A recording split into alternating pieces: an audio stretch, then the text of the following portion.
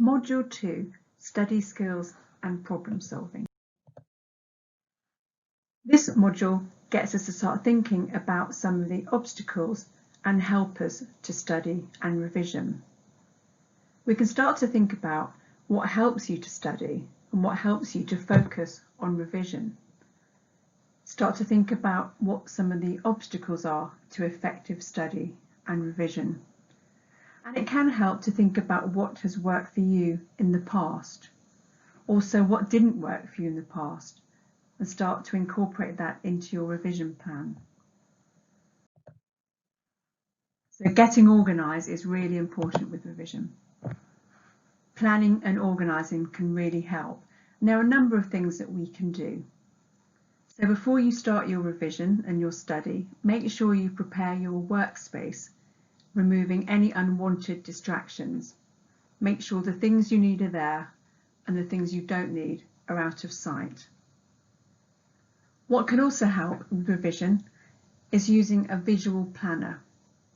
Something you can see that shows the times when you're going to be studying, also indicating times when you're not going to be studying and when you may be going to some special family events or events with friends. It's important to have a balance even when you have lots of revision to do. It also helps to maximise that time that you are studying. Knowing that we have a break coming up in a couple of days or something nice to do can actually be quite motivating when we've got lots to study. Also thinking about the time needed for different subjects. You can divide up the amount of time that you've got, have a look at the subjects you need to revise for and start to make a plan. And you can allot different times for different subjects. Just doing that can help us to feel much more in control and much less anxious about revision and study. It can also be really helpful to plan the topic that you're going to start on the day and also the topic you're going to end with.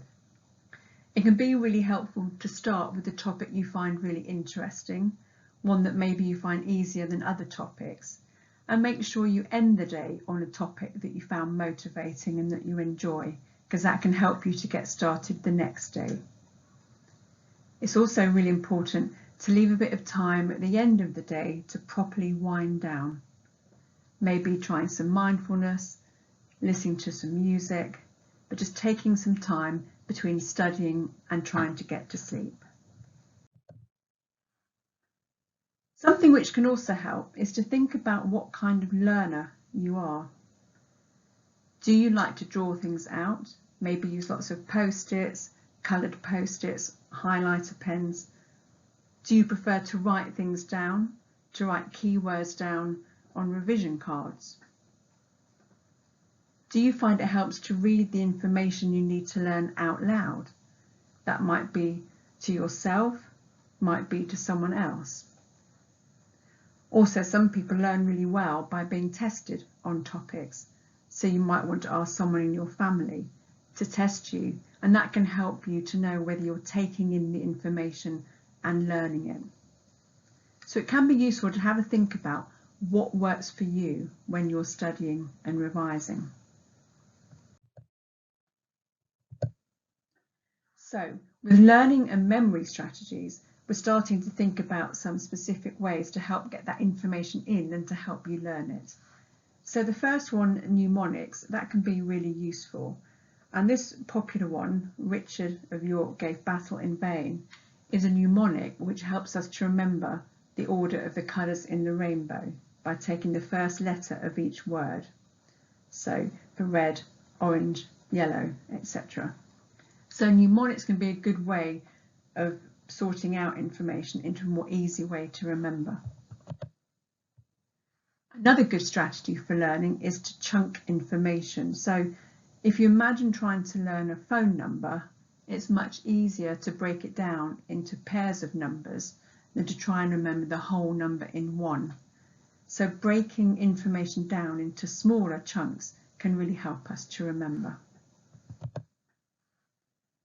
And some of you may already use mind maps. So this is a way of having a very visual representation of what you're learning, to write down topics, points that you need to remember, make it very visual, use different coloured pens, and to have that maybe up on the wall or on your desk. That can be a really good way of learning information. And just through writing it down, using different colours can help our brains to remember. Other ways you can also revise are to think about visual reminders and visual stories. So if we think about a particular topic you might have to learn, if you make it into a story and also add a bit of humour, add some funny stuff to it, that can really help us to remember rather than just reading things out of a book.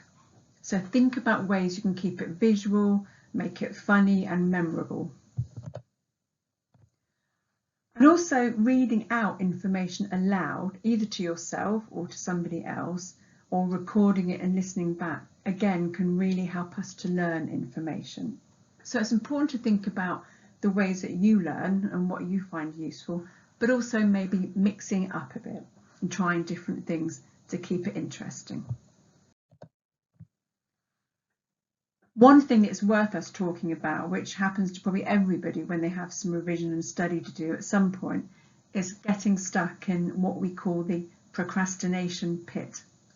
So that's a kind of putting it off pit, if you like.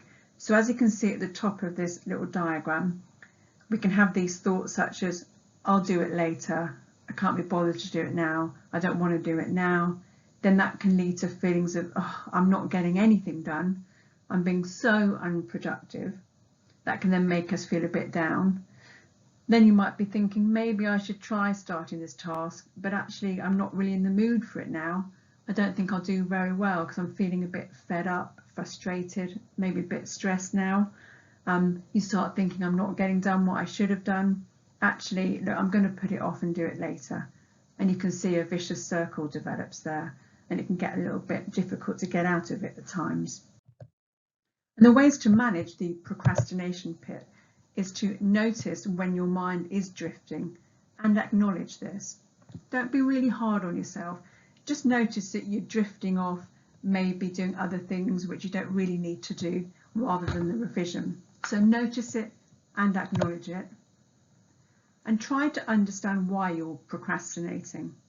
Maybe the topic you've started on that day is too hard.